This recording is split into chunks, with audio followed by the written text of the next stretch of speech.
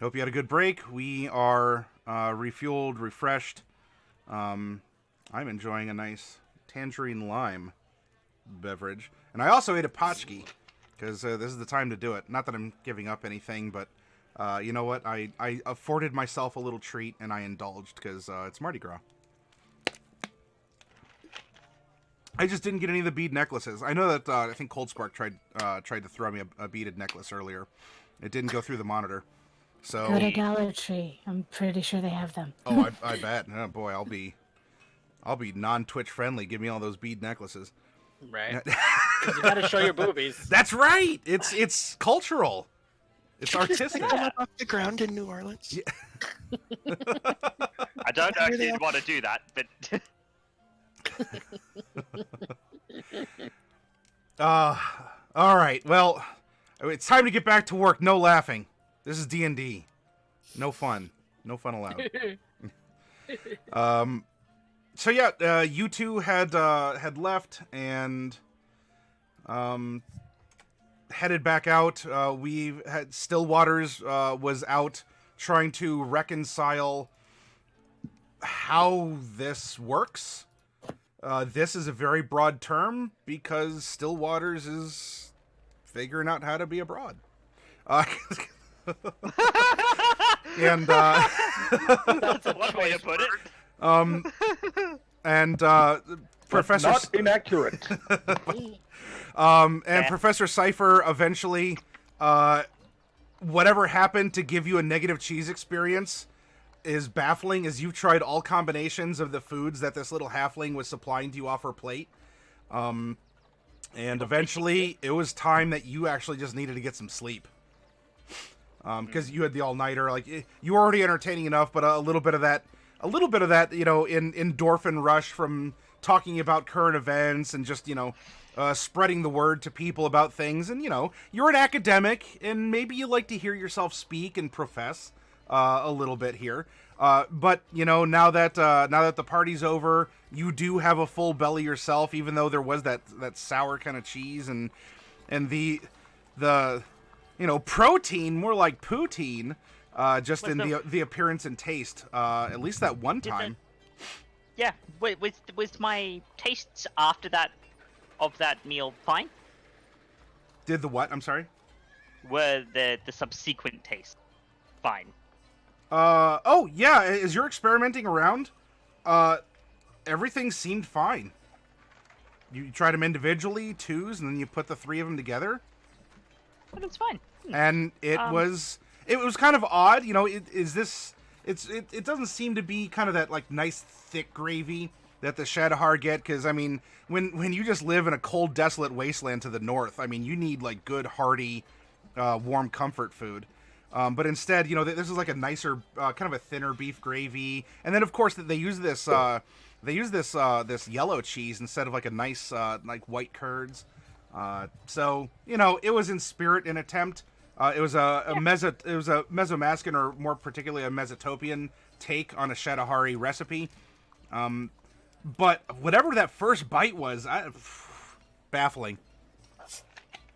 Yes, quite odd. But I would give my recommendations to the manager on some things that they could change. I'm sure, given my knowledge of the Shadowhar and their cuisine, I might be able to recommend a couple of substitutions they might be able to make within available Mesotopian foods that will help get a little bit closer to the real deal. You are told that you're an absolute madman for suggesting ketchup on chips, and you're asked to leave the premises immediately.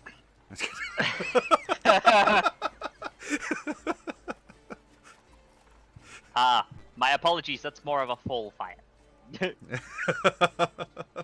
Chips with ketchup and mayonnaise. Well, hey, you're making that personal here, Lethality. Come on, we gotta draw the line. Mayonnaise is fine, but Pom pom pom. What? Yeah, that's actually a German thing. They love that over there. Pom with Rostweiss. Now, the question then is, where is the professor going? You've been, you know, you had this fun encounter, you had a good meal, a weird time. I don't know, you're out, but you're tired. Are you staying at the? Oh, hey, you know, whether you're staying there or not. Oh, it seems like the renovations, or at least the signage has been put up, for the Yeah. Wild Cherry. Were you staying there, or were you staying Yeah, elsewhere? No, I was staying there. I was staying in the same in the same place. Okay. I've been staying there for about a month. Yep. And you've had some very good conversations. You've had some very good conversations. A lot of interesting people have been coming into the Wild Cherry. Well, the now Wild Cherry. And so yeah, it's been. And plus, you know, it's nicer accoutrements. You're not abusing the stipend that the university's giving you, as you are technically doing research.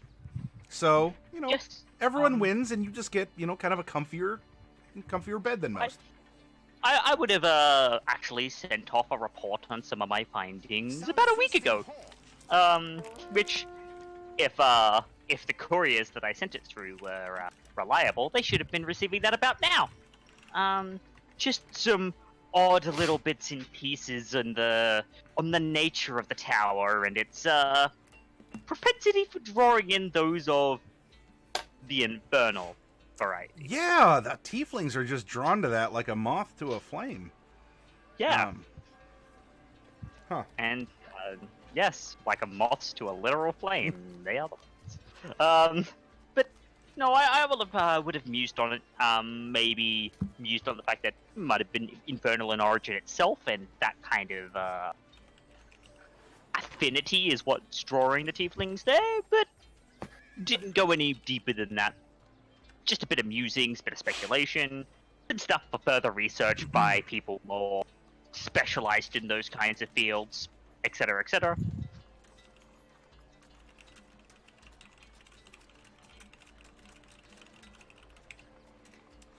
Okay. So you know, you're wondering about your reports. You see that the renovations that have been happening really, you know, over the course of your staying there. You know, there's someone that you've gotten to know there named Miss Crumb. She's very influential. She's you know, she seems to have really livened the place up, and apparently struck some kind of a deal with the previous owner. And whatever the deal was, it seems that he is open to renaming or rebranding. Maybe it's a partnership or something. She seems to be a woman with means. She's very well dressed, and of course she speaks.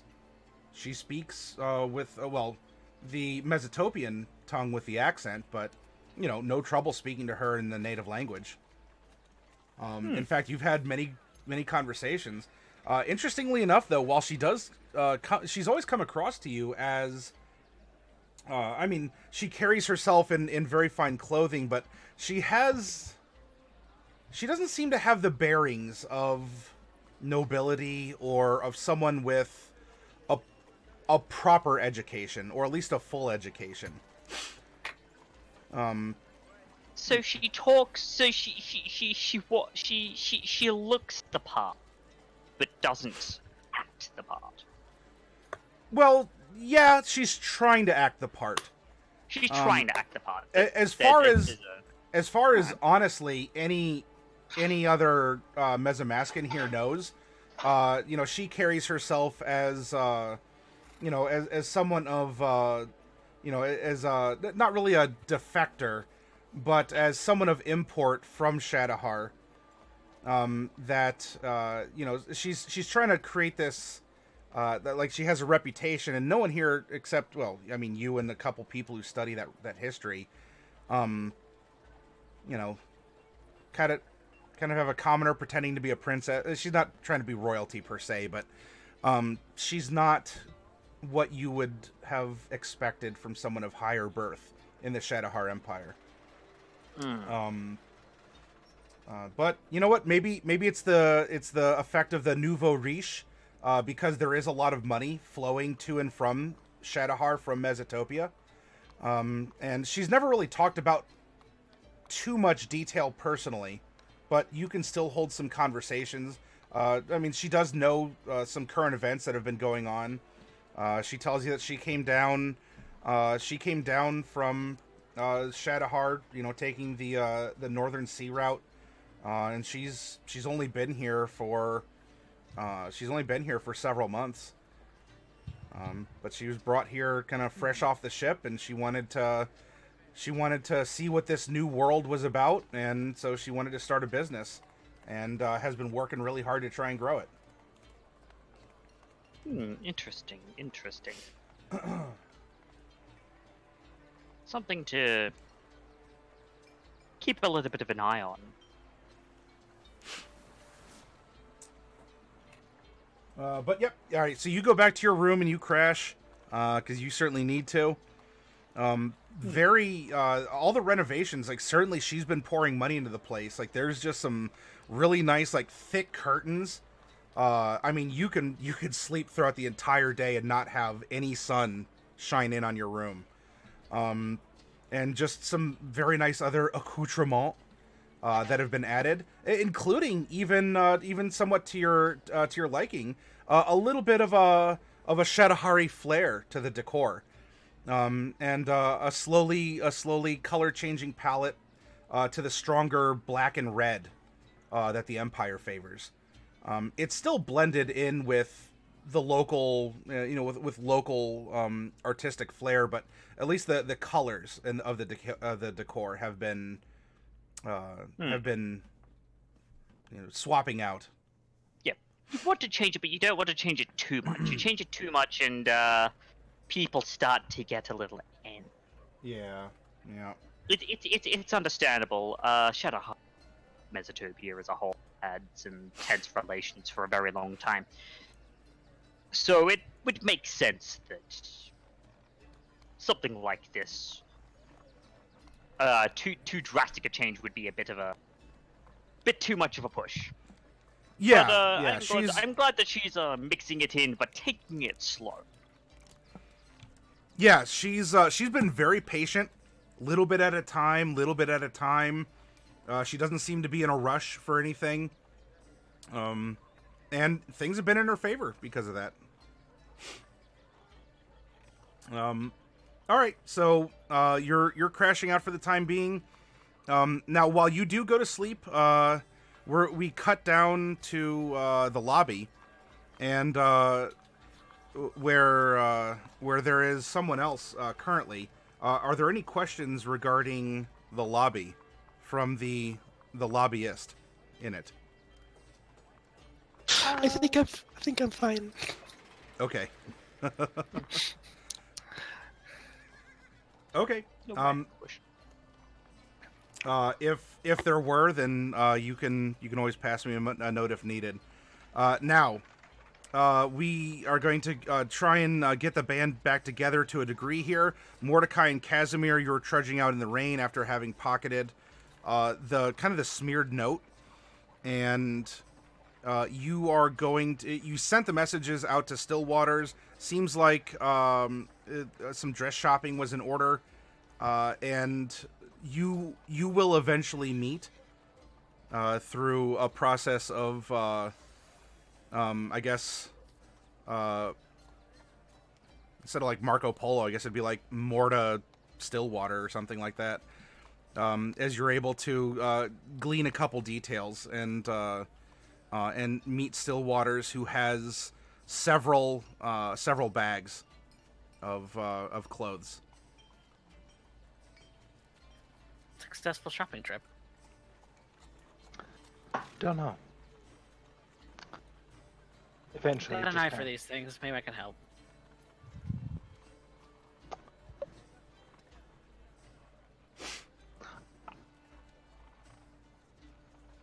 You don't think a performer's looked at costumes before? I'm still learning to look at me right now. That's fair. That being said, I am currently waiting on an old acquaintance to end up meeting us here and being able to organize a room. Apparently they've had the ability to make some pull while we were away. I hope that one good turn will deserve another, though it has left for a lot of confusion, especially with a lot of news of the Shadowheart lately. And yeah, old port. well, not just Oldport, all around the city. As far as I can see, there are several Shadowheart businesses opening up. It would seem that the conquest is less of a military one and more of a cultural and economic one.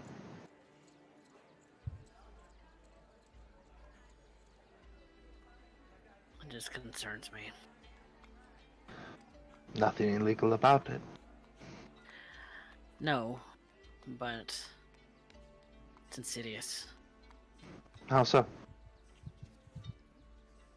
Like an illness. Like a virus. Just taking over. In respect to your current condition, I'm going to end up pretending like I didn't hear that. If that's what you believe, then you're going to have some very difficult times in navigating my acquaintance when they arrive. That being Not so said, much my condition, it's more along the lines of the Shadowhar are establishing businesses and injecting their culture into Mesomasca? How is that not insidious?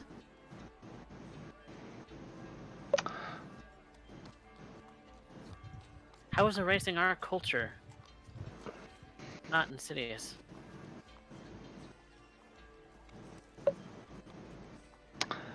Stillwaters thinks on this for a moment. The way to explain it. From the situation I have been told, from what I understand, this entire ordeal that has caused you to be the way you are, the way I am right now, is entirely based on this revolution. Something came, it has passed, something else took its place, and things change. And it's when these other things try and come back in a unnatural way is when you've had problems with it. This, however, is a business culture. I'm not interested in what the people's food choices are. I'm interested on who actually ends up making the laws and breaking them, and to what extent do the laws serve the people. That is my primary interest. At this point, am I to end up, demanding a deportation of each and every Shadowheart that would arrive? Even refugees? Because you cannot separate a person from their upbringing. Them simply being here would be an affront by its own notion.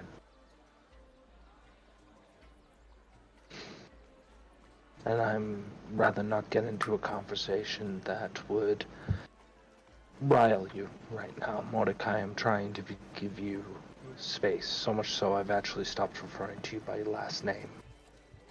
Please try and recognize that.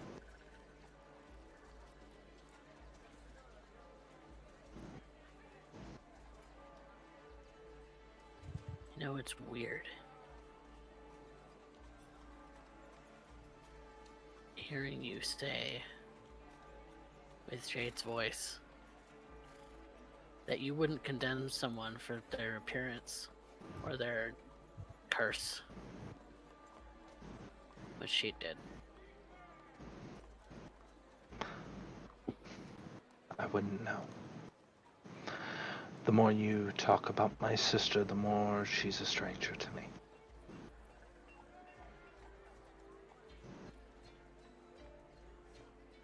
Never quite understood her. Not much to understand. Bookworm, troublemaker, like to steal pies off windowsills and run down the streets with either me or our father chasing after. Like to spend far too much time in trees, broke her arm several times in the fall, just to climb on one arm and broke the other one in the fall. So, suffice it to say, she was stubborn. She would have liked Corinna.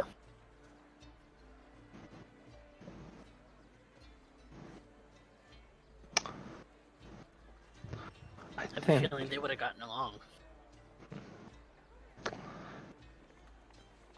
She was like that. I could not tell you on how many times I had to be on duty just to end up hearing on what kind of trouble she was suddenly getting in. I was still a cadet back then. And then she gets a notion in her head that she wants to see the bigger world. That she's found some things of interest. She buried herself in books. I think we both ended up getting an inquisitive streak. Maybe it runs in the family. But I remember she left. And I heard nothing but rumor. And, well, this is your time right now, Mr. Silverleaf. Your time is done. I don't know. At this point, it's not like I can go back on duty. Who would believe me?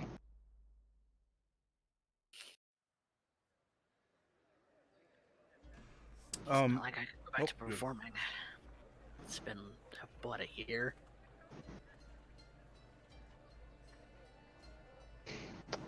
I can see that. But at least you still can. And you can start over as many times as you like. Starting over.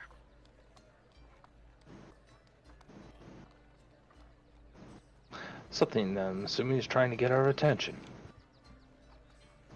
Oh.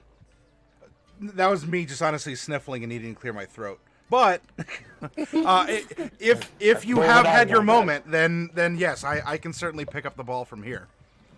Though it was a good moment. I like learning Jade lore. I have a question. Where yes. was this all taking place? I This imagine at the bar inside the hotel, Jacob. Well, Stillwater's still trying to get a room into. Yeah. So, how did Bright not see Mordecai go into the hotel? That was the whole point of me hanging out around there. well, they weren't to the hotel yet. They ran into Stillwater's leaving a shop with some bags. Okay, that was my mistake. Yeah. Okay. It's fine. Now, Right, you could that's have had fine. this conversation walking towards the Wild Cherry, absolutely. But no, they would not have reached there yet. Okay, I'm good then. Okay. Now, conveniently enough, as they have had this conversation walking to the Wild Cherry, it would seem that Stillwater's Mordecai and Casimir have entered the front doors to the lobby. And investigator, you are called over by the not the manager, but it was the the desk clerk you had interacted with earlier. Pardon me. Fantastic. I trust then Miss Crumb ended up receiving my letter. Yeah, from what? Well, it wasn't sealed or anything. It's not like I was reading mail, but I was told that I need to give this to you. But especially because I have to make a special consideration here. But here you go, and he hands over a note that is penned, rather nicely. You know, a good attempt at some like nice Mesotopian common at that. And the gist is that she has arranged for you to have a suite on the top floor, and that unfortunately there is some business with various ladies and gentlemen that has come up, and she's going to be indisposed for about a week. But you are staying with her. Well, you're not with her. You are staying on her dime in the penthouse. And so if you need anything, all you need to do is ask the staff, and they will bring you food or whatever concierge service that you require. Fantastic. I will Well, while I'm doing this, I'll allow Mordecai and Bright to have their moment. Okay. So, yeah. Well, Mordecai Casimir, you're left there as Stillwaters goes up and is talking to the desk clerk. If there is a moment, I mean, Bright, you do see Mordecai and Casimir. They're just sort of standing there, maybe Am I regarding feeling a some. little drunker than usual? Ah, after you're not drunk. No, No, no, not woozy. no, No. no. Okay. You still have a couple pints of extra weight in you, though. Might kind of like Okay. disperse through you over time. So if I see Mordecai or Casimir, Mm-hmm. I'll kind of go over to them and I'll just nudge. Probably, well, if they probably don't look any different to me, so I'll just probably tap Casimir a little bit because I don't want to bother Mordecai if I don't have to, and Okay. I'll just say, Casimir, it's me. Ah, hello, little one. Hi, I look a little different. You know, that'll happen a lot in cities, especially this one. Yeah, you have like yes. a thin librarian halfling lady looking at you. Yeah, yeah, I look. You look less pink. If you've ever played Don't Starve, just imagine Wickerbottom. Oh yeah! All right. Instantly, an image comes to our. Yeah, very good. A little halfling Wickerbottom. I love it. Maybe that'll be the name for this disguise. Yeah, it's a good halfling name, Wickerbottom. Yeah. So, yeah, hi. I'm glad to see you here. I found so yeah. So Stillwaters. Oh, he's right over there. Okay. So Stillwaters made a new friend, and his name is Cipher, I think. And Odd name. yeah. Well, I'll have to meet him soon. But this is, I think, I don't know. I mean, everything seems to be happening here, so I'm glad you guys came here. How was your day? Interesting. Okay. Is Mordecai's probably just pacing the room.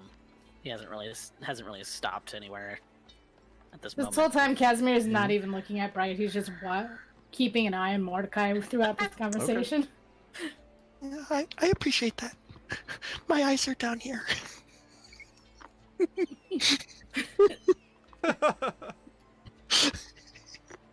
Eventually, Mordecai will join Casimir at some point and just lean up against the wall patiently.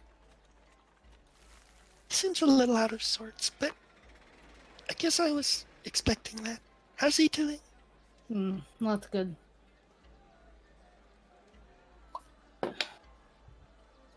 He doesn't understand how long life works. Oh, yeah, that's probably so. Well, I mean, when you think about it, if you're born into it, you still start at 0, and then he's like 25 years old or 30 years old. He hasn't even grown up yet by our standards. No. So he's got plenty of time to get used to it. I suppose that is true.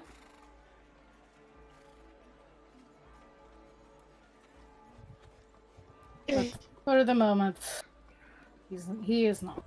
He's not used to it. He's not good. hey. Well, I got these cinnamon rolls.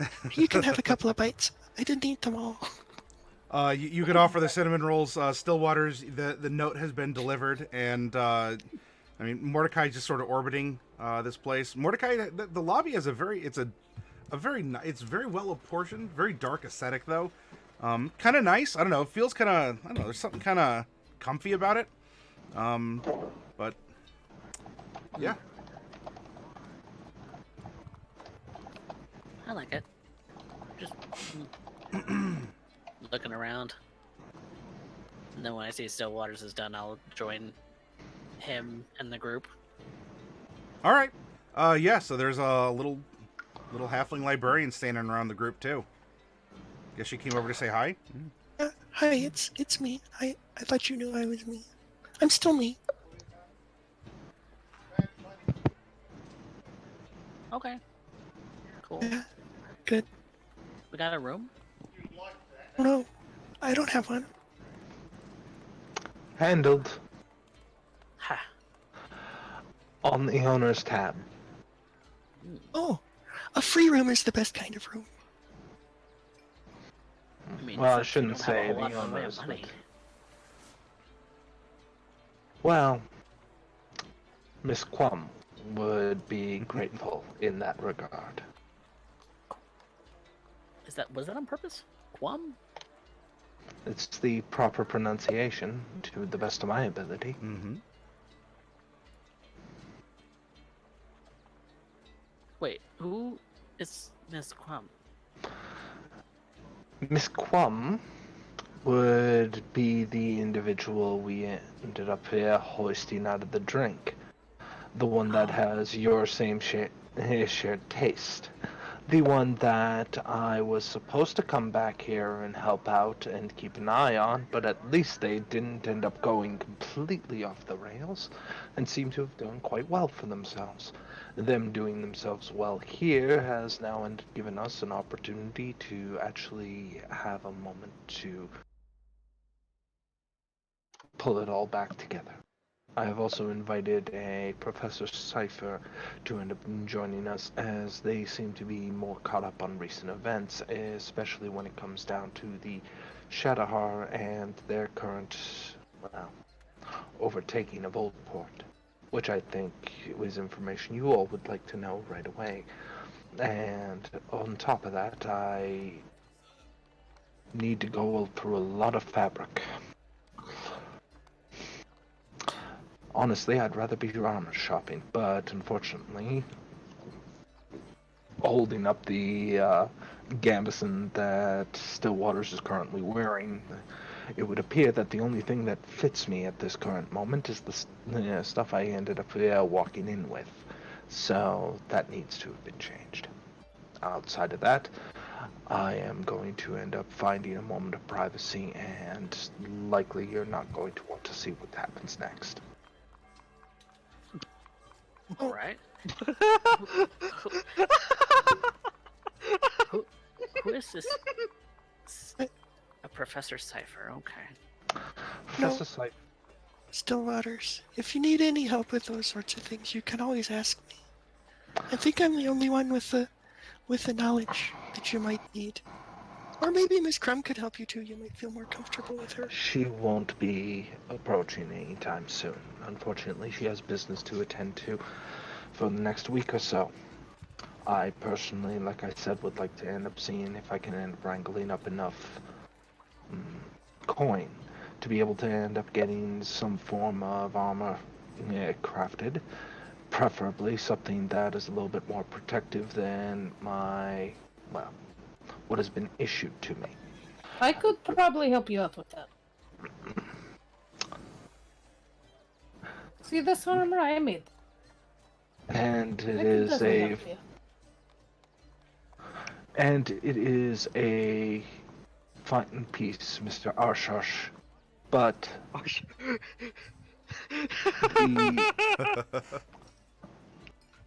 but unfortunately, what I have been trained in is always been steel, and my faith, while strong in particular areas, is most strong in steel. And Appreciate that. You know, I used to live here for a month or two before, just right around the time when we met, actually. And I think I met a couple of armor smiths, or at least I know where they are. I could take you down to their shop. You might be able to have a suit crafted to fit the way you look now. Maybe even heavier than what you used to wear. Nicer, more safe. Plate mail, maybe even. I'm kind of an amateur when it comes to like the makeup thing. Well, maybe not an amateur, but if that's a thing that you actually want to pursue. Mr. Silverleaf, I appreciate, and everybody is trying to be as hospitable as possible. Easy transitions, right? No, they're never easy transitions, and you yourself are going through one right now. And while I Trying can to appreciate, distract myself. as am I. Ironically, are we really going to be suiting either of one of our intents by being one another's distraction? Maybe.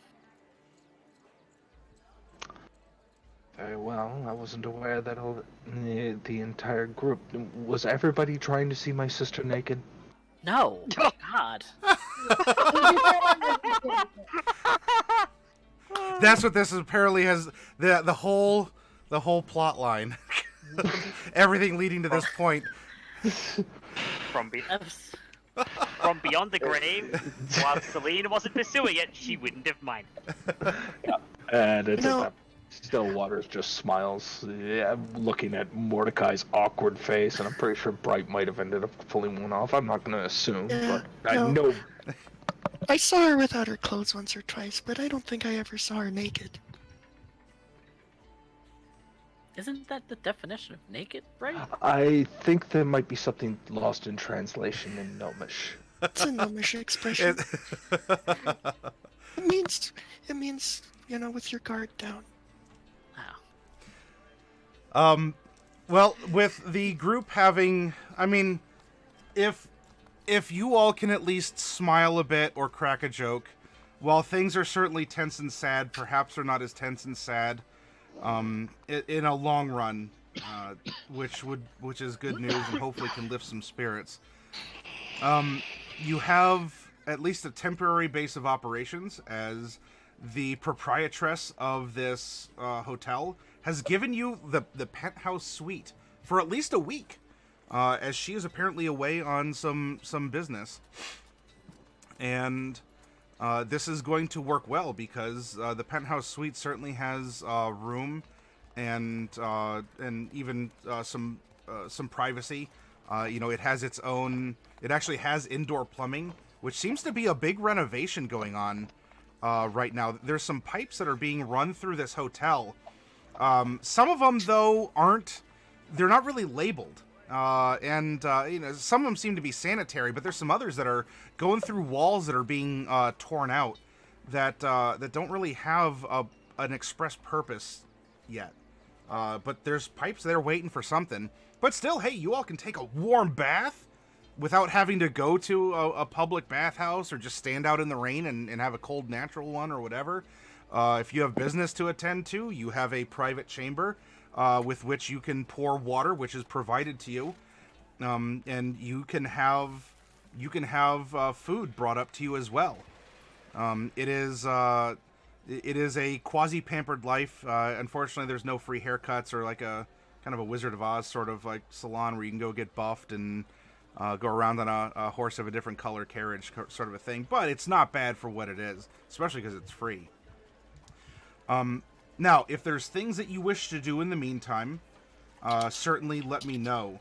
Though, even if we do have some extended time, and oh hey, Fiora the Tank Girl is dropping by with 14 others.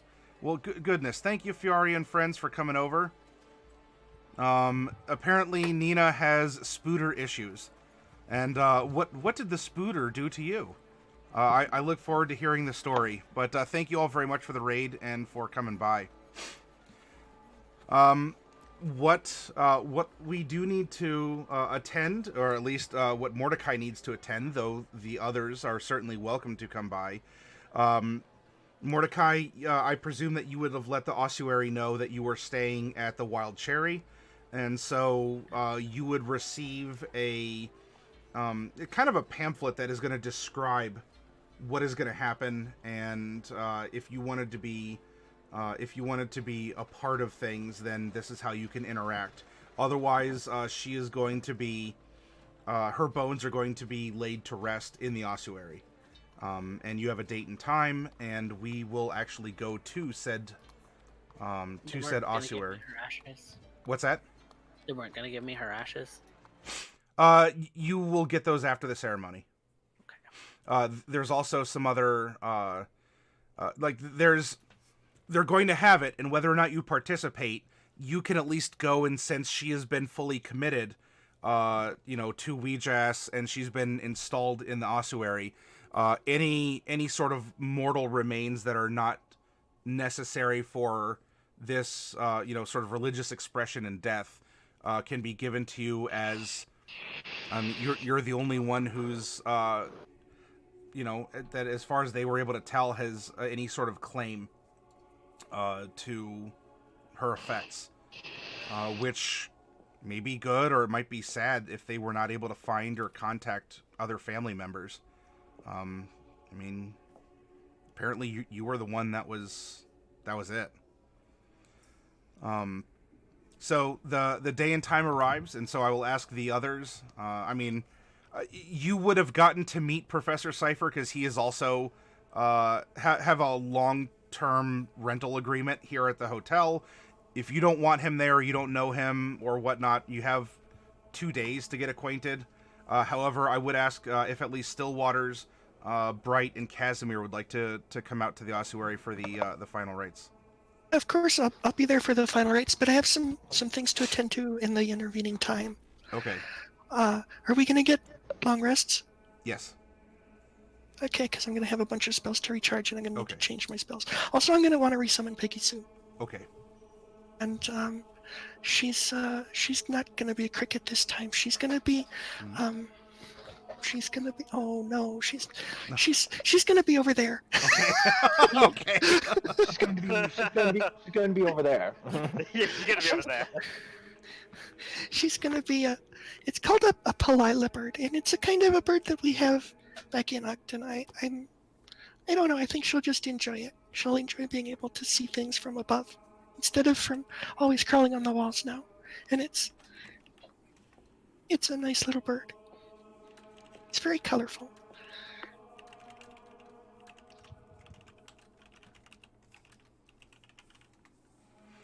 And then Casimir, are you coming to observe this as well, or is there something else that you'd like to do? No, I shall be observing. Okay. In that case, do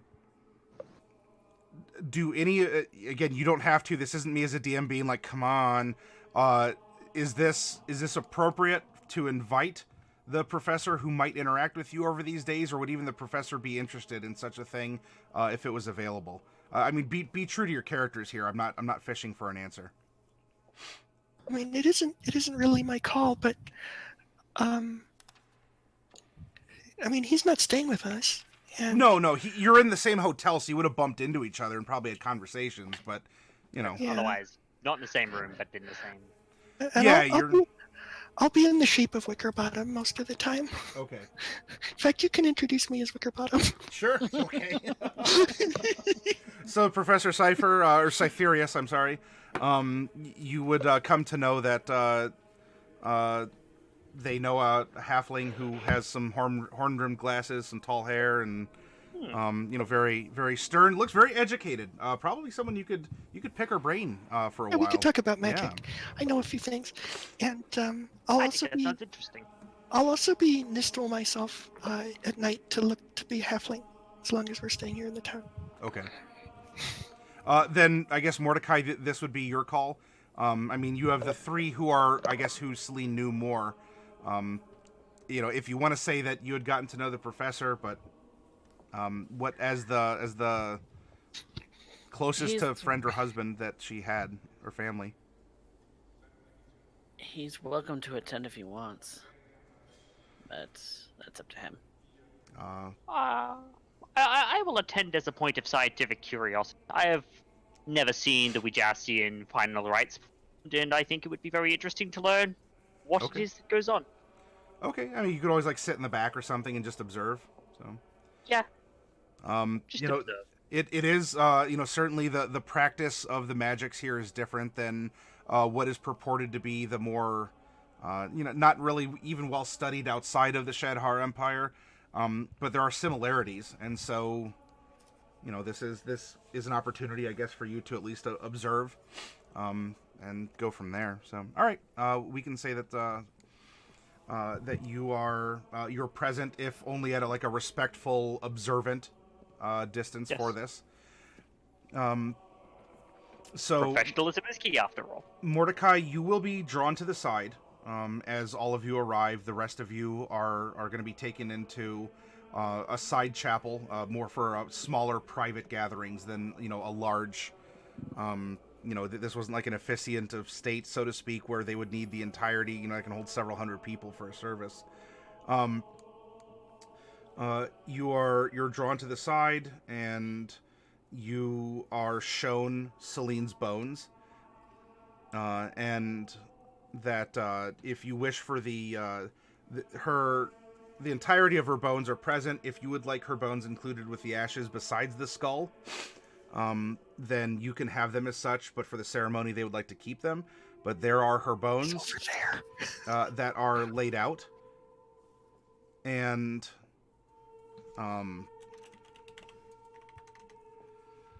you see that there's some various symbols Always been like that. that are drawn over her bones as well. Decorative, nothing blasphemous or anything, especially given the station here. And you are told that through the ceremony, either during the ceremony or before it, if you would prefer for it to be private, they are going to attempt to connect you to the existence that Selene had experienced. And these are very particular words that they're using, because they're not telling you they're going to connect you with Selene as some kind of a unliving or living entity after death. But this is a fancy way of saying that we're going to use a form of speak with dead, wherein you will be able to glean more or less factual knowledge from that is recounted from the existence of the character, rather than a channeling of a life beyond kind of a thing. So you could ask Selene, do you remember the day that we met? And as per that spell, then you would get Selene's recounting of the day that you met. But it wouldn't exactly be, whimsical, or, this would simply be, you can reconnect with the existence that was experienced by the remains. So it's mechanical talk in D&D, though it is presented to you tactfully and flavorfully by the priests here that are performing the ceremony. So their first question is, would you like to connect with her to have any questions answered? This would be a time if you had something you wanted to ask her. She might have had an answer that she never shared, but you could ask her in this form and receive an answer. And if so, would you like to ask privately, or would you like to ask this in front of the others as part of the ceremony?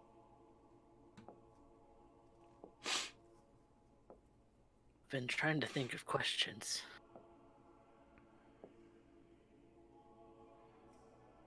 What would I ask her? The priests advise, and this does sound not impolite, but it's certainly a question that they've answered many times before from many other people. Many would ask questions of, even rhetorical or redundant ones. Did you love me? They'll reference something that was private, such as, you never told me what was in your secret chili recipe. And so you could find some sort of closure for a secret. You could find some kind of information for a fact or feeling that might have been suppressed or unexpressed for whatever reason. The priests are going to warn you that depending on the question, you are going to get an answer you're going to get an answer, as a corpse is not capable of lying, that will reflect what was true at that time. In the dying moments of that person, if they had some sort of a redemption or a different thought, but your question is to a prior time, you would get an answer to the prior time. It is unfortunately a limitation of the spell that nuance and context. Context can help. Nuance is not really something that is translated. you're picking a concept, and you're hoping to get an answer from the existence of this person from that. But implications may not provide the information that you're seeking.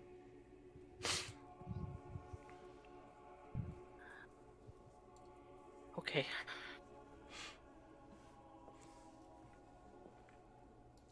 Let's do this. Would you like to do it privately, or would you like to do it in the chapel with the others? And if you don't want to ask, you have 3 questions. You can allow others to ask, but you get priority. I want to do this privately. Okay. Then we will,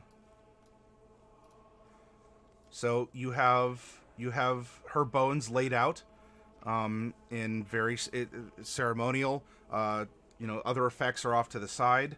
They are going to begin the ritual, and you're asked to think about what you'd like. They'll provide you paper if you want to write it down, so you can ask, you can play with your words and ask something more directly.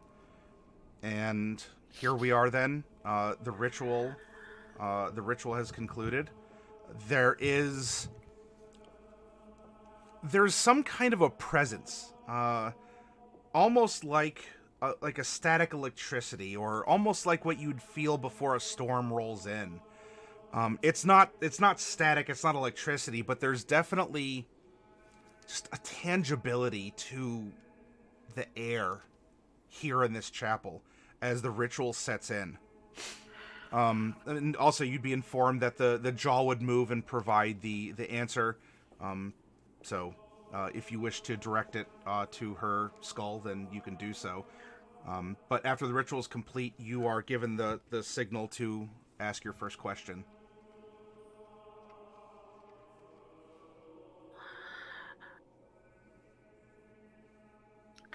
I don't even look directly at the skull. I just try and picture her face. Okay.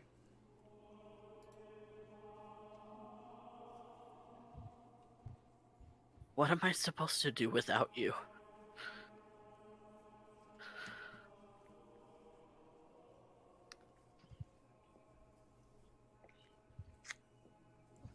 Question 1 has been asked. There's a moment of kind of a weird fizz in the air, and coming from Selene's skull. Live.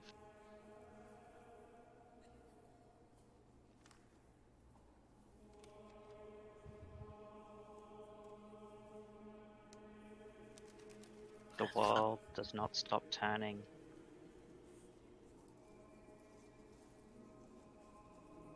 And you mustn't either.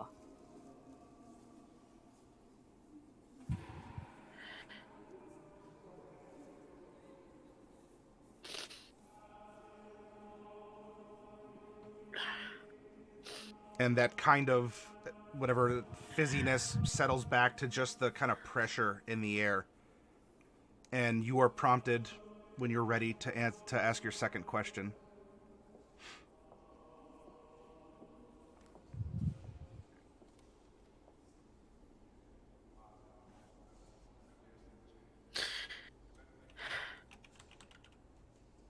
You know I love you, right? Of course I do.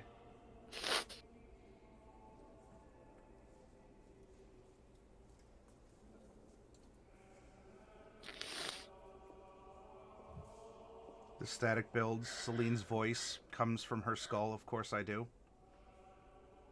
And once more we go back to the pressure in the room. And the third question is prompted to you, Mordecai.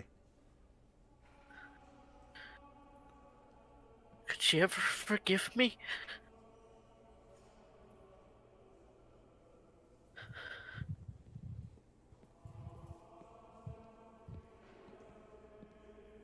The static builds after the question ends.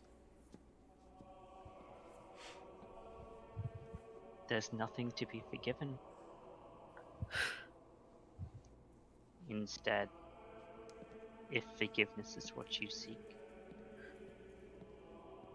forgive me and forgive yourself.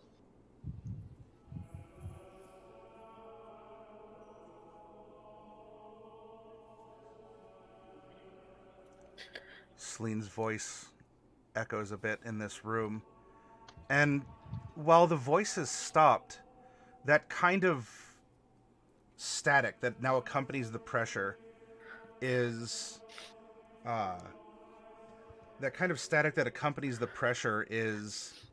still present. And for a moment, Mordecai, there is now some flames that seem to ripple up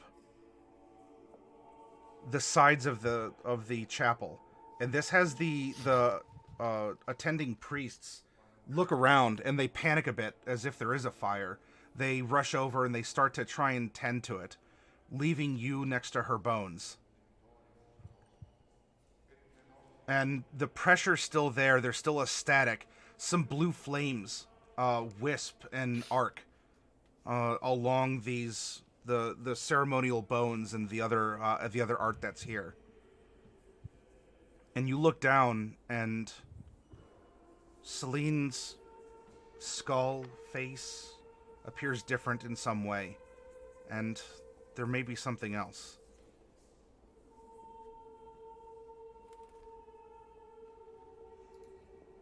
I know Who you're are- upset.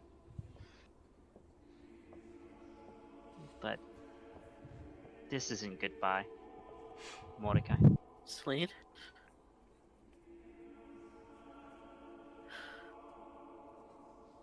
Are you really here? For a moment, it only. Come back to me, please.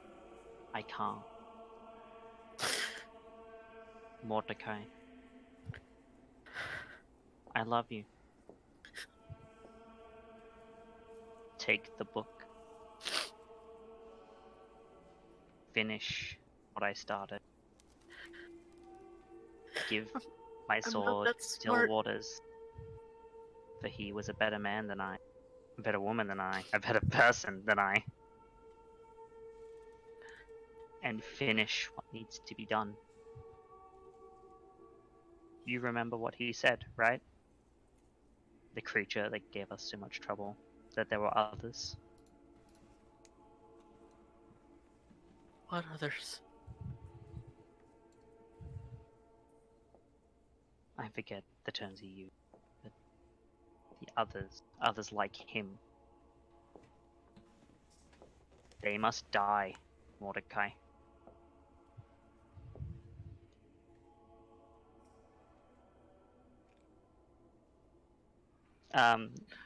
The static seems to kind of rise for a moment and then settle back in as if there was a breath taken, although, of course, can't really breathe.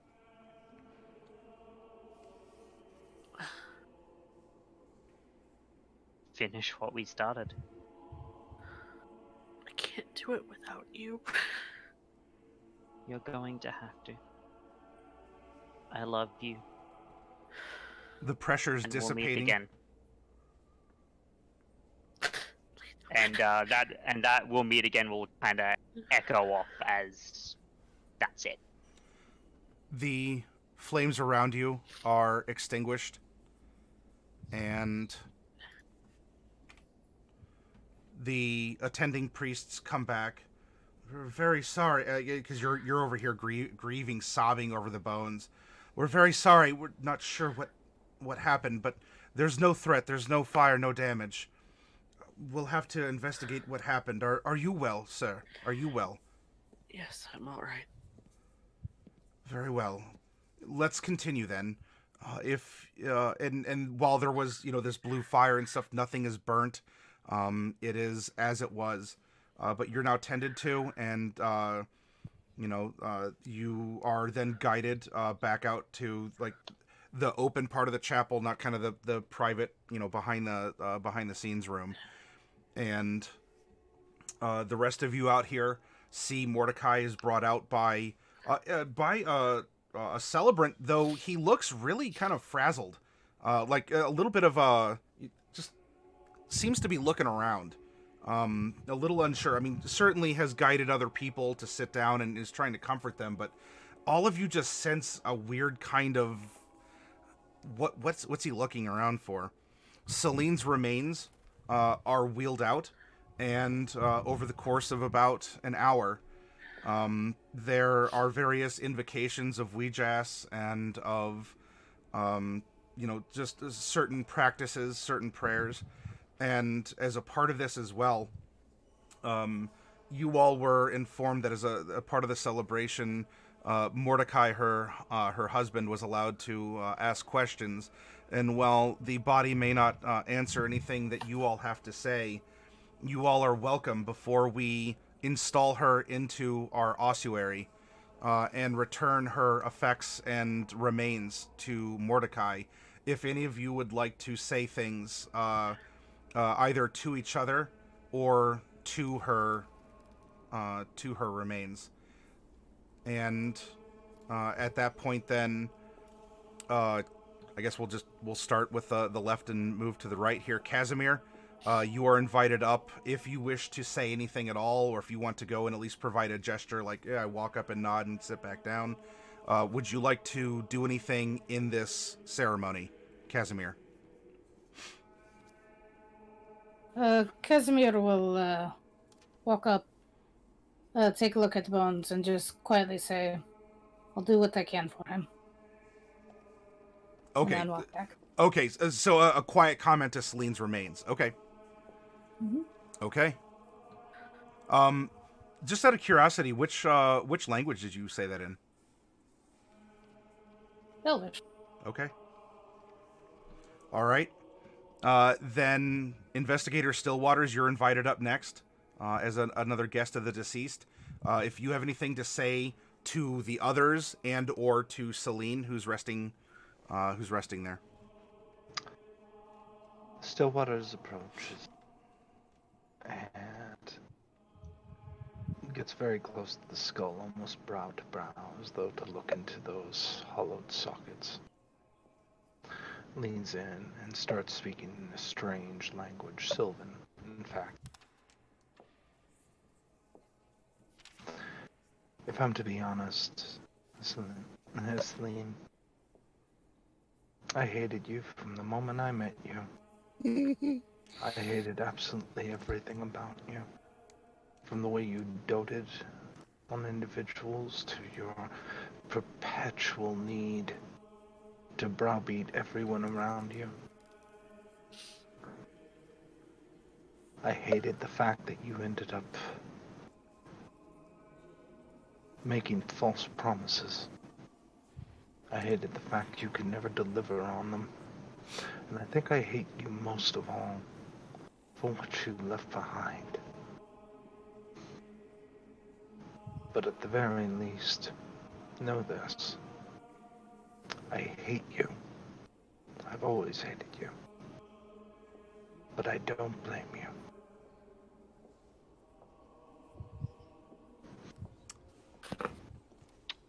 Very well.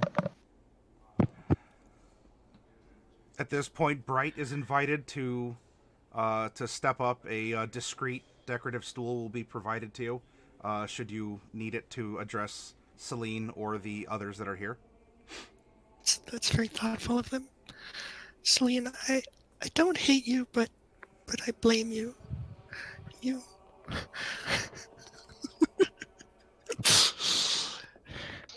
you caused so many problems. You always had to go charging in, and I know that's just how you are, and I've made mistakes like that myself.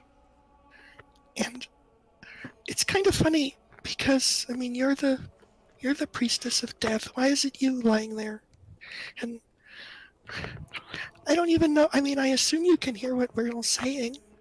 I don't know. I assume you're the one who would know that. I don't know. But I just wish you'd been more careful. If you'd been more careful, you'd still be here. You'd be here for Mordecai.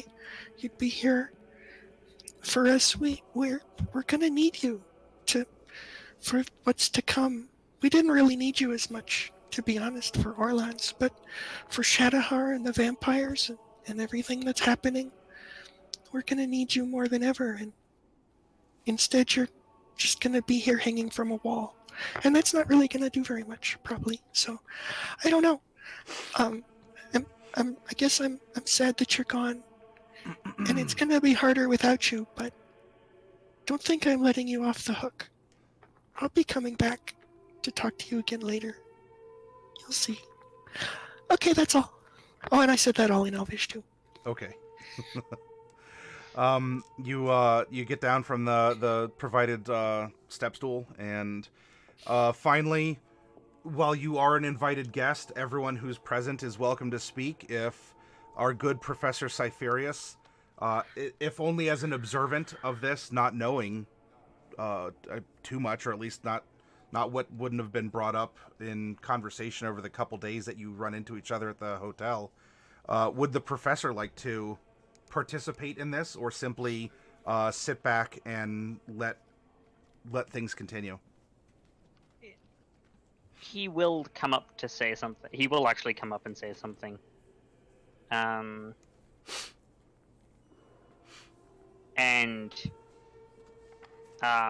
it's basically just a small generic epithet in Infernal. So,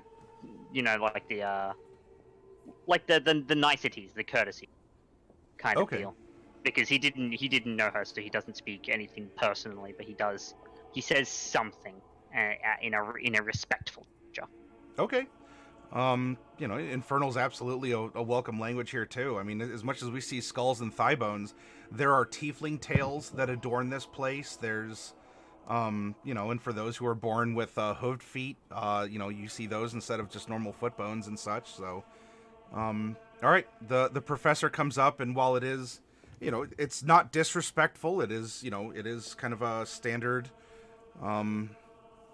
He's not going like rub-a-dub-dub, thanks for the grub, okay, let's eat. It's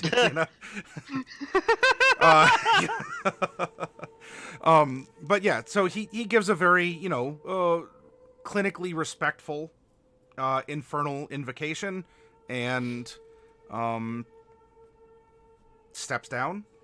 At this point then, and one of the whole time, while there are two other priests who've been sort of just silently attending, making sure things, beckoning, there's one that has been in the back that's really been on edge and has just been looking around, still trying to be discreet, but is just watching. Not you all, though. And we reach the height of the ceremony, and Mordecai, you're asked to come up, like in finality here, and before they wheel her to begin her installation, and to also take you back to provide you her things, you are asked to give any sort of final words to Selene and or the guests that are provided. I just take out my violin. Mm-hmm. And I play a song. A song that's become too familiar these days. Okay. It's a song that I played for Jade. That I played for Raphael when they buried him. It's the song I played for Tazray. But it's more somber this time. It's like he can't finish the song.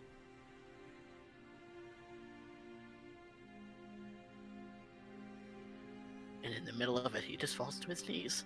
Mm.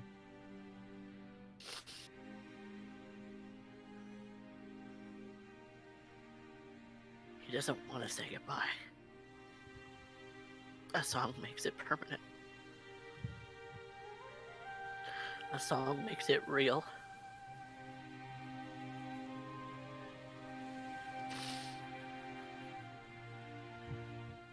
He spends a moment there, just crying.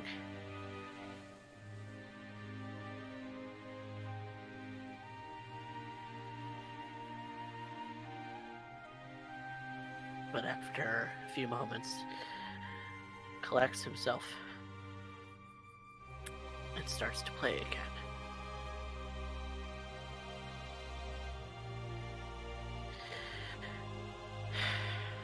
Guess this time he gets to say goodbye.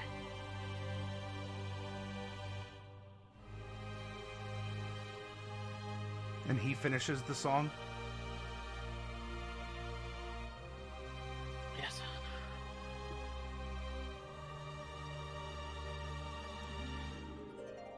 That violin has played that song far too many times. Too many. How many more times am I gonna play this song? He kind of muses out loud once he's done.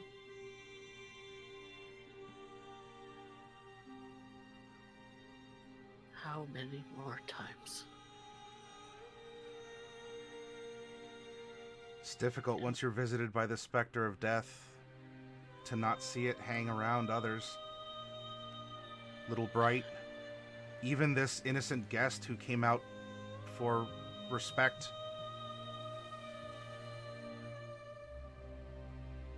The long-lived Casimir. Long-lived Casimir as well, at some point. This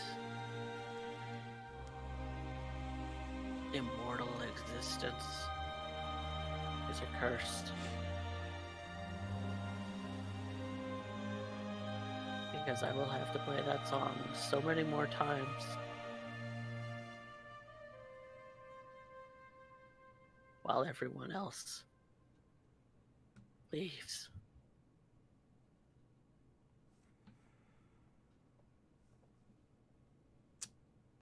And when he finishes saying that, he starts to go for the door.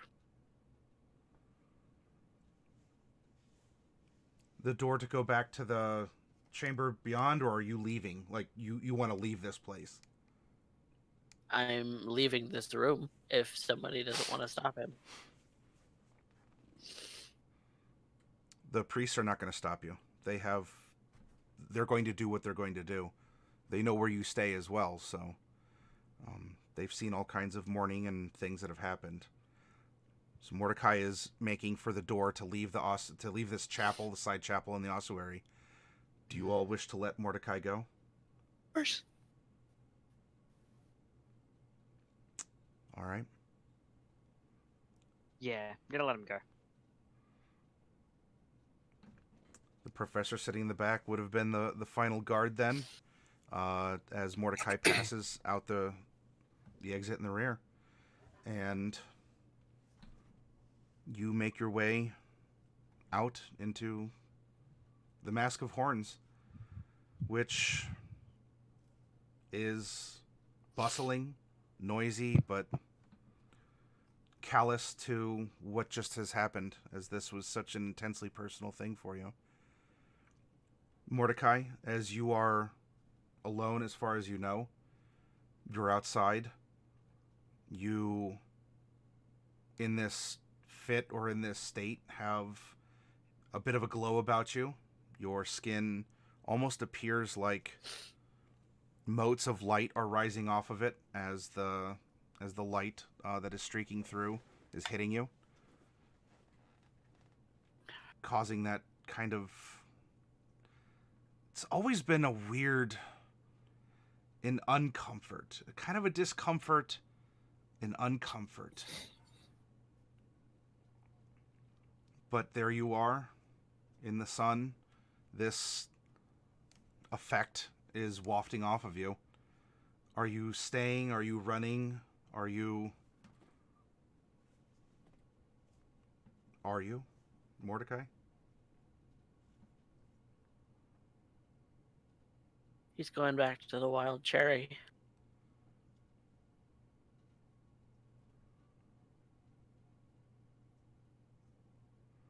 Okay. He kind of paces in the room once he gets there.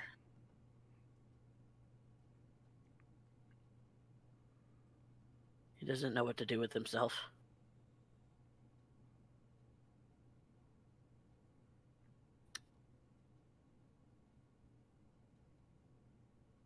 Probably shouts a couple of times. Probably throws a couple of things.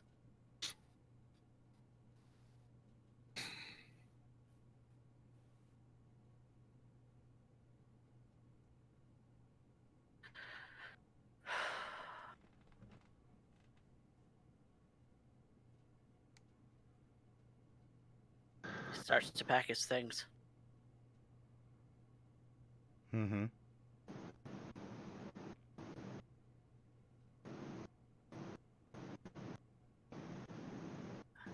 He's so tempted. So tempted.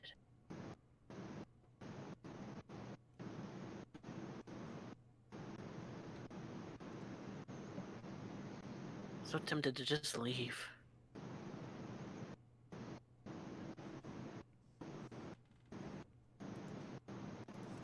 He's having second thoughts. He's hesitating. He's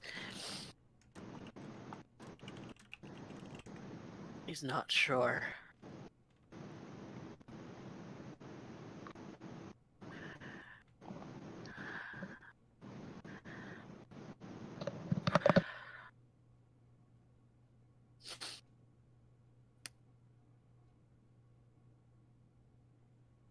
He casts Sending to Bright. Mm-hmm. Can you make the pain go away? I don't know. I can try. I can't promise it'll work, and you'll still miss her. I can't make you forget her.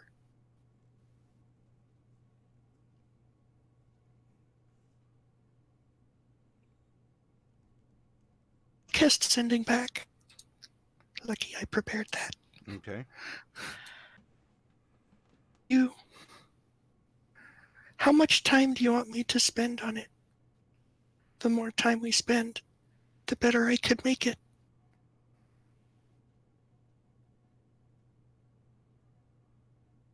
I don't know. I don't know what you're capable of.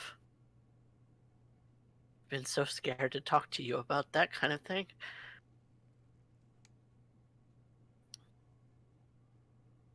Yeah. I don't know what I'm capable of either. All we can do is try.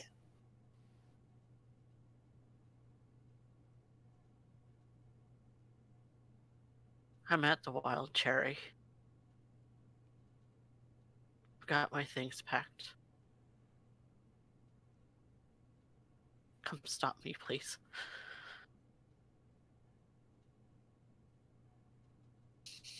Be there as quick as I can. I'll see you soon. Also, I'm out of spell slots now.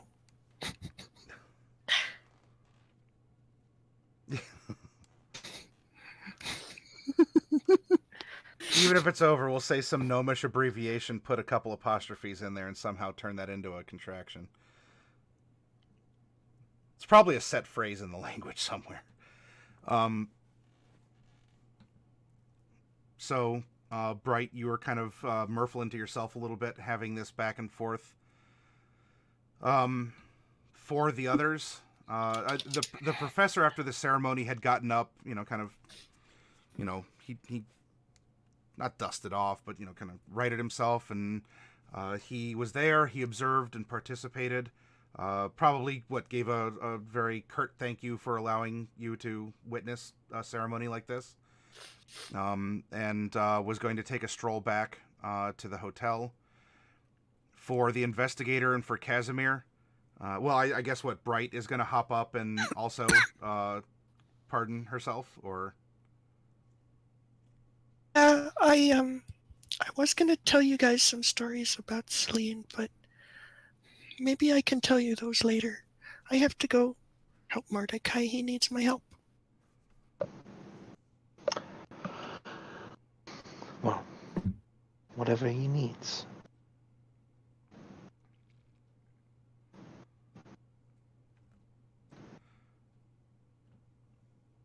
And Casimir? I'm outside the door, Mhm. but I don't know about the sending, so I don't know to come in just yet. So I'll wait for Bright. Okay. Well, I mean, Bright would Yeah, I mean, start I just said what I was teetering going off. to say. Yeah, yeah.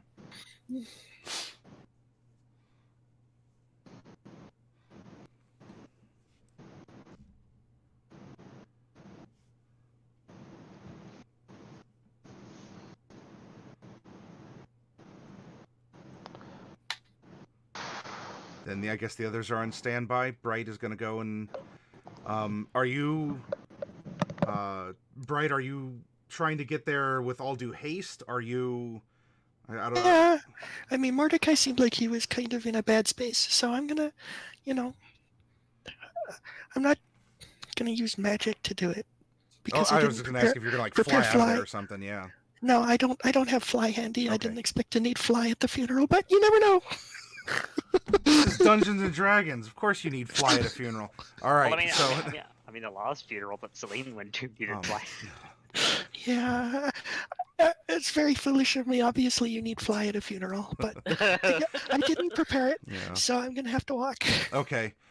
Then the question becomes the professor is rather unknowing to this and is going to take a pleasant stroll anyway, since he got some cultural experience for the day. He justified his stipend from the university.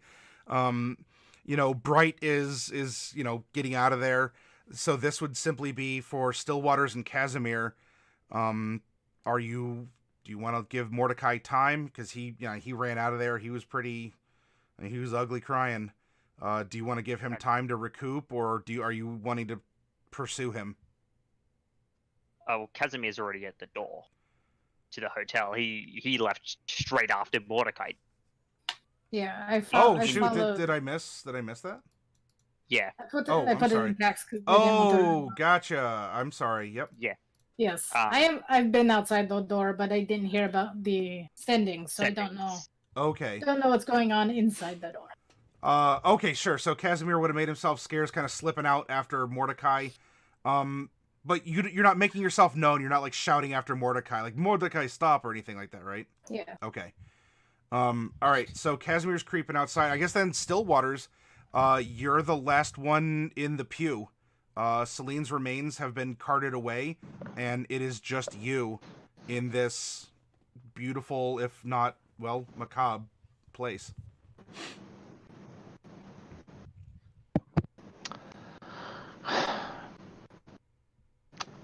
Unfortunately, there's not much left to say as far as this goes.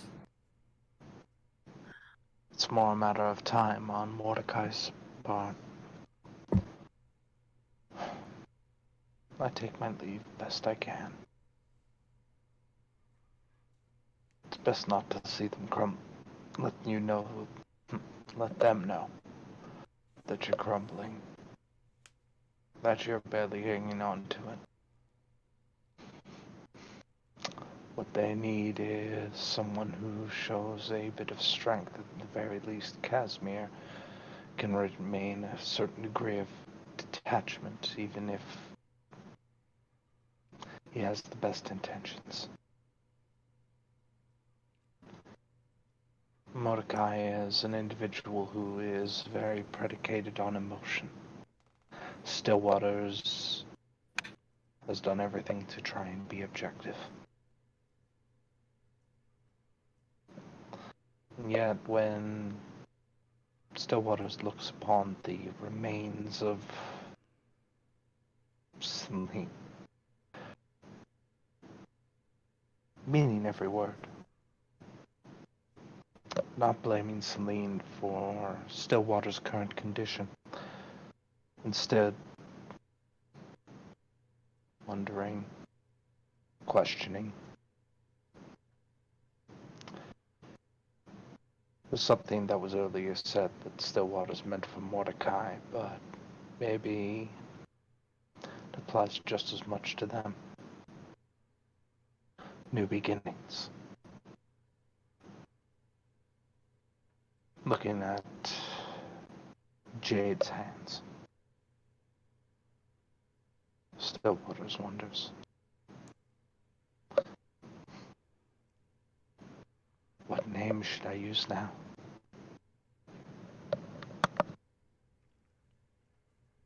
All right.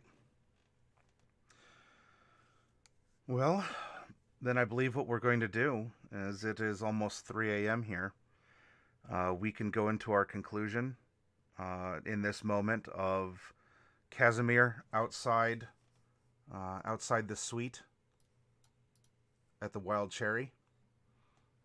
Your suite's a little bit bigger, or rather, this would be one room within the suite here.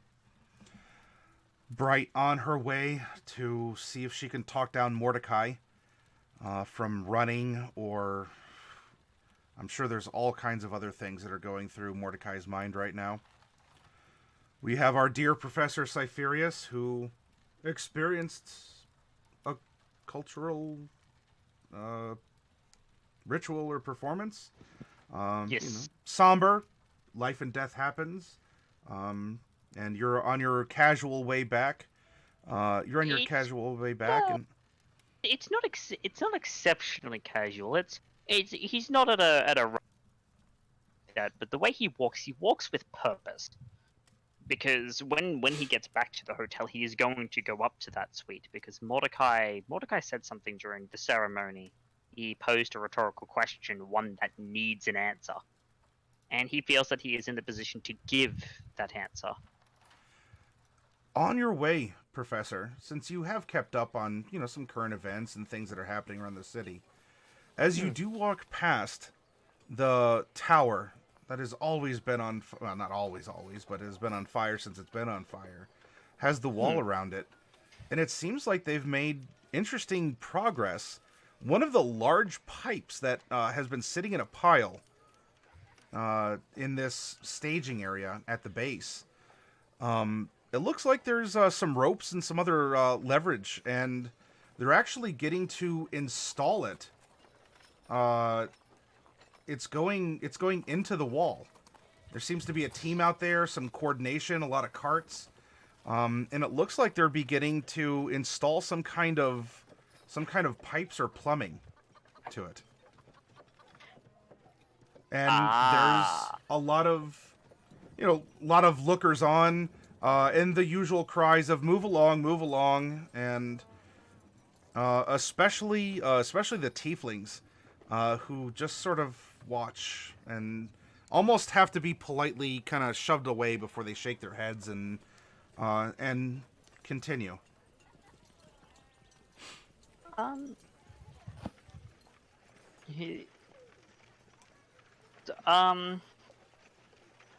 Cypher's gonna stop for a moment and turn to one of the. I'm guessing there's a guard there. Oh yeah, there's foot patrols and such. Yep. Yep. He's gonna go over to one and very quickly, speaking quietly so that no one else can hear. It's like, between you and me, what is this project? I don't know. Maybe they're gonna try and put the fire out with water. Hasn't worked before. Maybe they're gonna do something different this time. I see. I might head over to the observation area. Okay. Sure. You can go up and, well, it's now your second time today. You've seen Weejass officiants in their robes. They're there, and they're taking an active interest in the installation of this pipe. It's like maybe one of you might know. What's the plan with the pipes? Oh, Professor Cypherius. Good to see you again. The pipes... Yeah, so I was just passing through and saw the pipe being put up, and we're not exactly certain ourselves. We've simply just been monitoring any sort of magical fluctuations or phenomena that has occurred. Who's authorized this project? We don't know. Probably someone in the city council, an upper, someone. It seems to be giving people a lot of hope that maybe they're going to do something about the fire, but by this point, Everyone's kind of gotten used to it. I see. I Thanks for your don't know time. what water's gonna do. It's nothing seems to put out the flames. I get this distinct impression they're not going to attempt to pump water.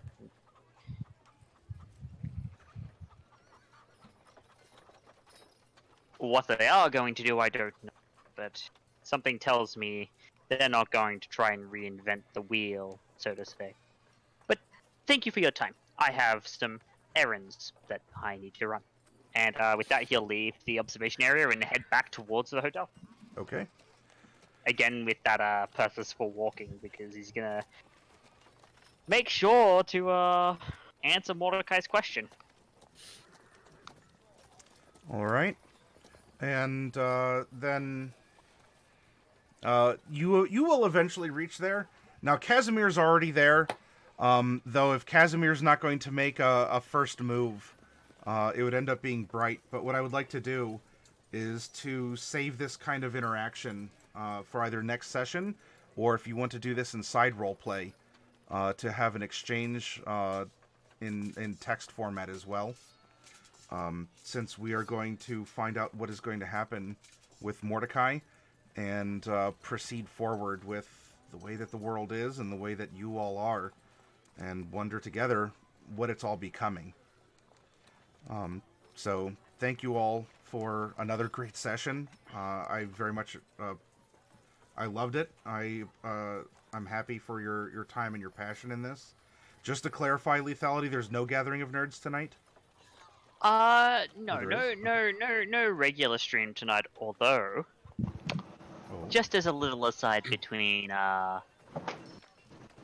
you guys as the audience and, you guys as fellow cast members and myself, there may be a secret stream happening. I'm just gonna check to see if I've got the authorization to run it, and Okay. if I do, you'll see some things happen. All right, I promise I won't tell anyone. I'll tell everyone. Tell everyone. It's either that or a fight night. Ooh. All right. Well then, I personally don't know if I could stay up much longer for a signal flare though. Same. So I might have to retire, but of course, Lethality, you're always welcome to post up on our Discord. And for those of you who would like to see what's going to be happening over on Lethality's, well, not just Lethality's, but shared with the lovely nerds in that community on Gathering of Nerds there, but see what the super secret project is. Stick around for that and support another community member here. So thank you all very much again, and jeez. Y'all have been delivering some intense stuff. I'm sitting in my seat like, what's going to happen? You love it. You love it. Oh, You know it. I do. I do. I'm not chickening out. I got to make eye contact with y'all, even though we're separated by webcams. I'm treating this exactly like we're all at the same table, heads up. Except I can't like buy y'all a pizza or anything. So. Hey, coffee. Oh. I mean, you could if you had everyone's told- address. I told Well. you that. I told you that I was gonna rip out your heart. Yeah. My heart. Yep. Fatality. What is Cypher going to say to Mordecai? Of course, Bright has been called in. It's sort of like emergency. Talk me down. Casimir's being, a creep, not Casimir. a bad creep, but Casimir's just cazzing out, and Oh my. Gotta get that on a shirt. Casimir, yeah, Casimir. cazzing out. And then Stillwaters. That was. What you said in the side chat, because I normal chat didn't see that, or did you type that in the Twitch chat too about if you can't be honest with the dead, who can you be honest with? Yeah. I mean, yeah. If you're looking for resolution, then be free and honest with it. Let it out. Yeah. Well, I don't know. I feel it was always that bit where it's like, they get at each other's nerves, but ultimately they respect each other. They care about each other.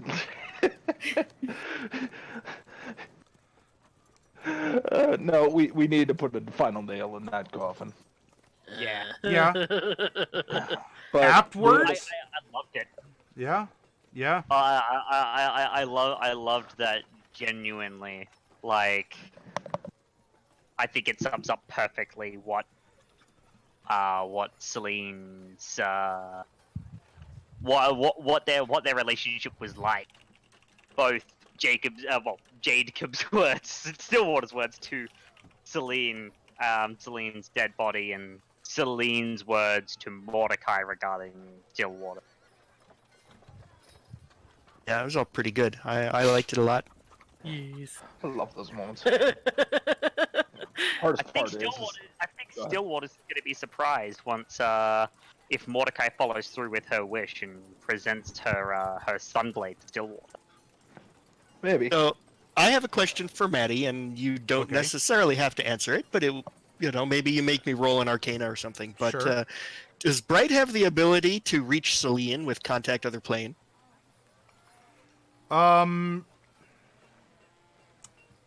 Ooh. I Technically, in a more advanced speak with dead. Let me it give is. you the. There's the text. Um, The spirit of a long dead sage. She is a sage. Are you trying to be polite? I just want to find out if it's on deck or not, because it will influence how Bright interacts with Mordecai. It is kind of what I was hinting at when I said I'm not done with you yet. But if it doesn't work, it doesn't work, right? Just let me know. I thought you were just gonna scramble his omelet. I mean,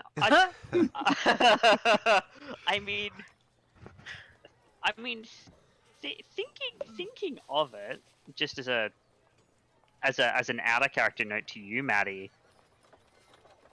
it's something that, given the circumstances, we just probably be able to pull that off.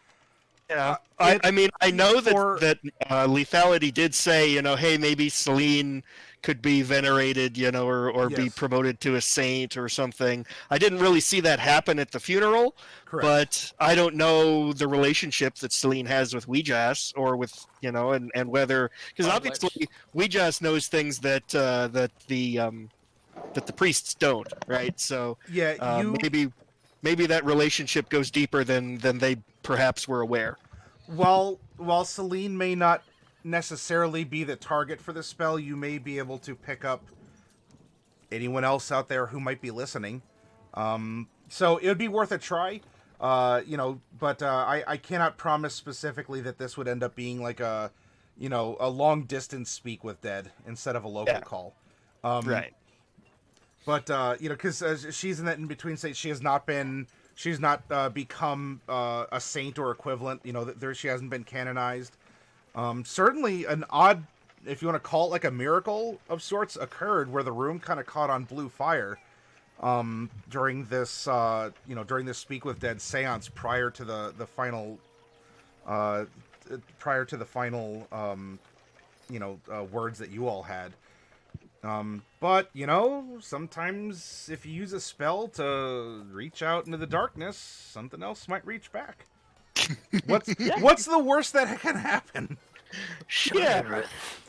What's the worst thing? What could possibly go wrong? That's always been Bright's. Yeah. And Selene's both have that mentality. Yeah. Yes. And nothing can go wrong. Oh no! It all went wrong. It all went wrong. Oh dear God.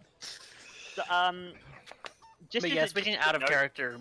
We can out of character do things with Selene's goods. Yeah. As long as we have a list of what that is. Yep.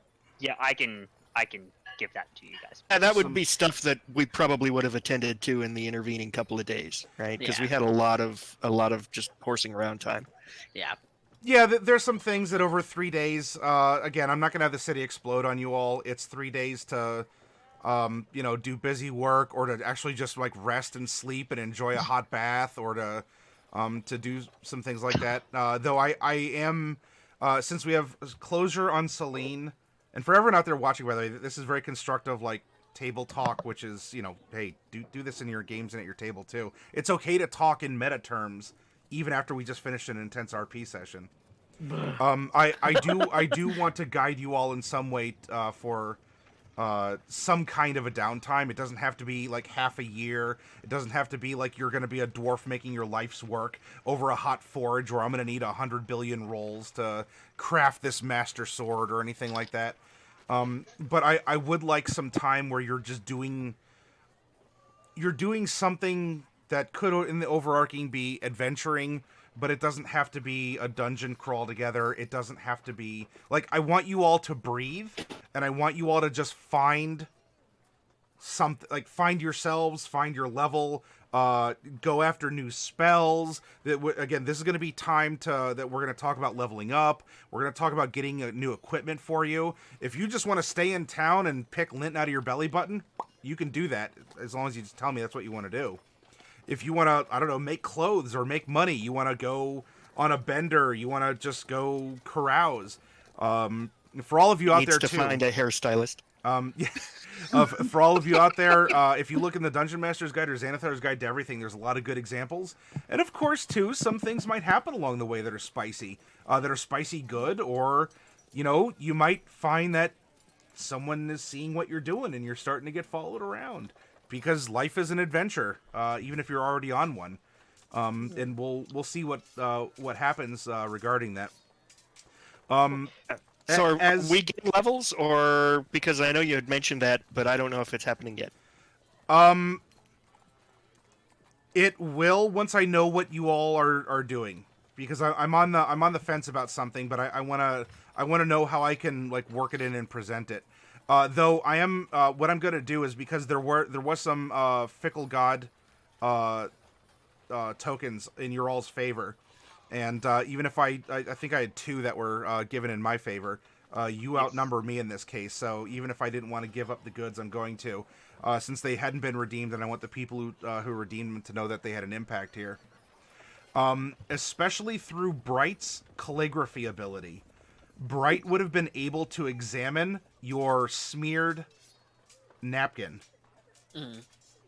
And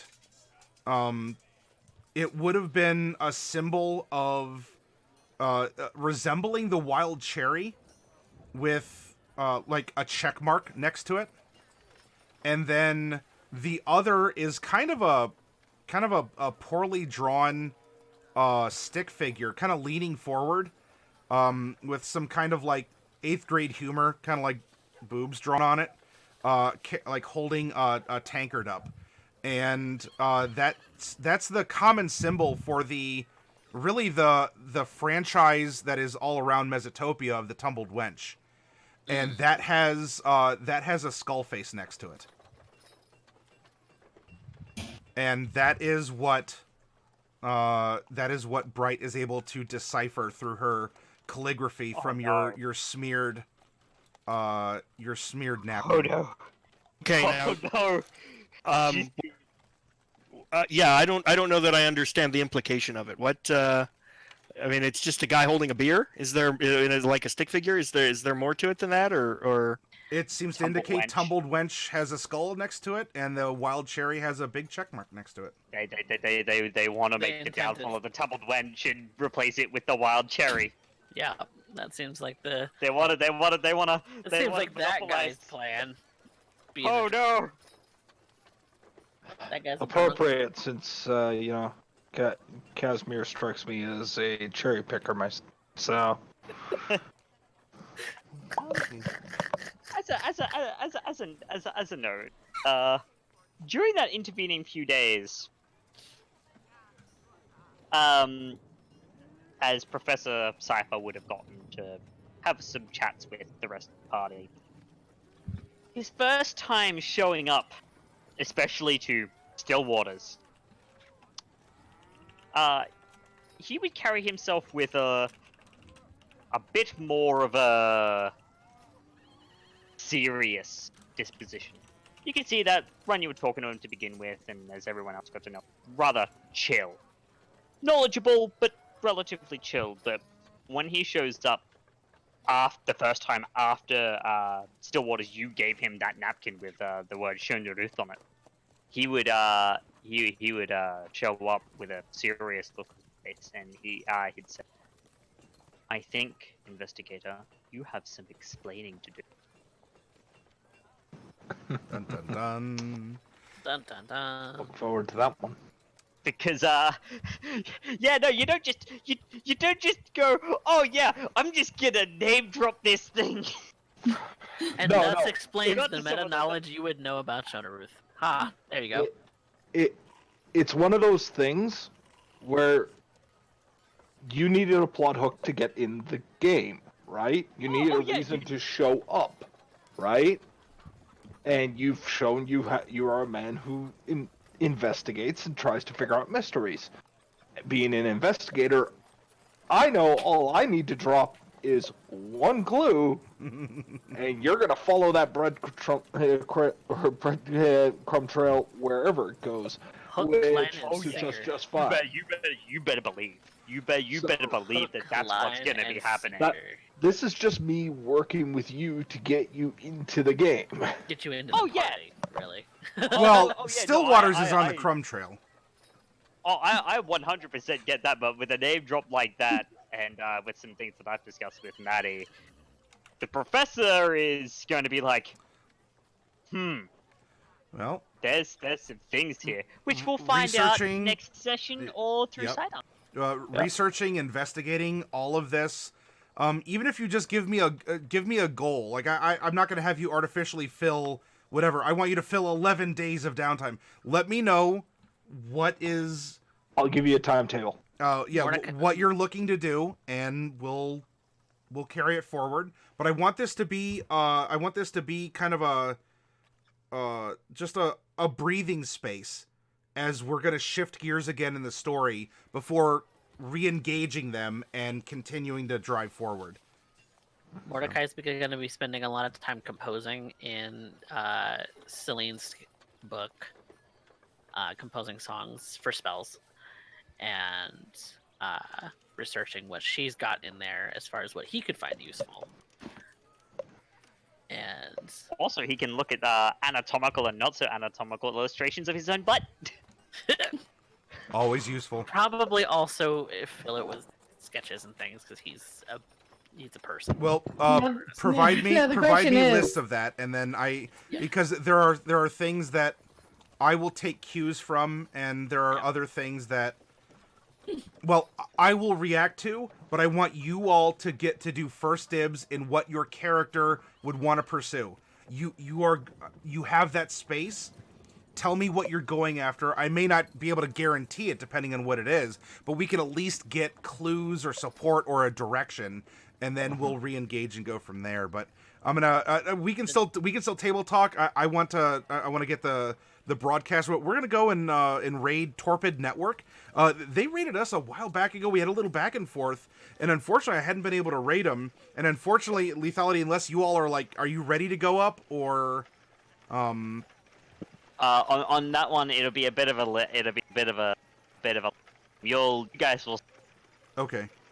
what that is. Then I'll take us all here currently over to Torpid Network because a good group of people. I had great interactions with them. They're playing D&D as well. But then everyone on our Discord, look out for the Gathering of Nerds when they send their signal flare up that they're going live, because it sounds like Lethality and crew have a super spicy surprise for us. No crew. Oh, just Lethality. Just me. Oh, Just well then, if I am still awake, Just then I Gavin will. stream. Yeah. Then I will come over and say hi. So thank you all again out there in Chatland, and for you all again, we'll say our goodbyes off stream. But I want to take us over to Torpid Network. And when we start our workshop tomorrow, we're going to be making winter holidays. It's kind of like how we did for the autumn ones, which turned out fantastic. Oh, that was such a fun exercise. And it's also a break from character creation, though the following week, Subclasses 3 dropped, Unearthed Arcana. And we'll make some characters and talk about how the Artificer is probably really busted. And I mean, I don't want to spoil anything. We'll discuss how well balanced. Hopefully, What do you mean, Artificer's busted? the Artificer it's not- subclass is. I wouldn't say it's busted. I would say it's the appropriate power level for what it was designed. In low and mid magic games, it'll break everything. But in high magic games, it's right. I will that's simply what it's- say that it is balance immune. I'm not gonna say broken. It's just balance immune. Yeah. No, that's a. It's like telling someone No that's a amount of erotic definite can actually fix it. possibility. Yeah. No All amount right, of erotic can fix it. chat. We're gonna go over to Torpid. I will see you all around on Discord, etc., etc. And then the crew here, we can share some words after. Oh no, I'm still in Ad Purgatory. Hold on. Well, I know that your grandma was killed. I think we're gonna be forced to raid in 7 seconds. Ah. Killed your grandma. Okay, Nuzzles. Amaro Blade, Bye-bye. thank you for the follow. Bye bye. There is a right. Ah!